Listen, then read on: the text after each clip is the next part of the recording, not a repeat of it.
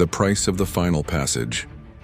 The air on the precipice of the Shadow Bridge was not cold, but it felt like the absence of all warmth, pressing in on the two figures. Princess Lyra, stripped of her royal silks and clad in worn leather, held the hilt of a curved dagger tighter than she had ever held a scepter.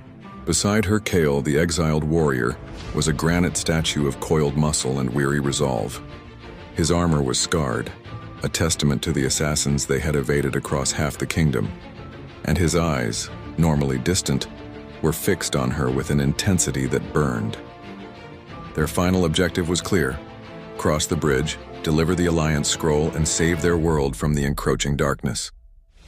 The bridge itself was not built of stone, but of crystallized dread, shimmering with the regrets of those who had failed its passage. As they stepped onto its surface, the world dissolved into a haunting, personal illusion. Kale saw himself back on the battlefield, witnessing the destruction that led to his banishment. The shadow whispered, "Walk away. Die here, an honorable soldier, and you will not have to watch her fall." His legs were heavy, chained by the vision of his own martyrdom.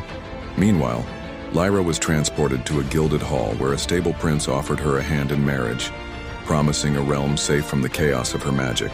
The shadow seduced her. "Choose duty, choose stability. This warrior will only bring you both ruin." They were paralyzed, separated by inches but miles apart in the fog of illusion, each fighting a battle in their own mind.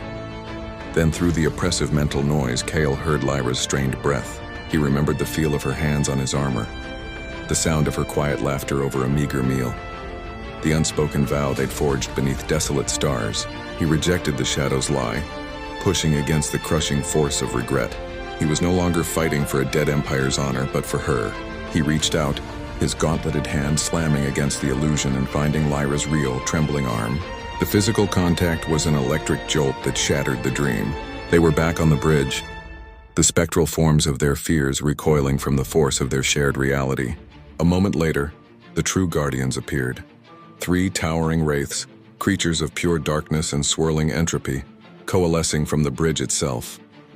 "The time for whispers is over," Kale grunted, drawing his longsword. Lyra did not hesitate. The shadow creatures were impervious to steel, demanding magic she had always been taught to fear. She closed her eyes, seeking the conduit they had discovered. She channeled her Tissue's Dam power, not outward in a frantic blast, but into Kale. He felt the pure incandescent energy surge into his body, strengthening his resolve, making his muscles sing with light. He became her anchor, and her power became his weapon.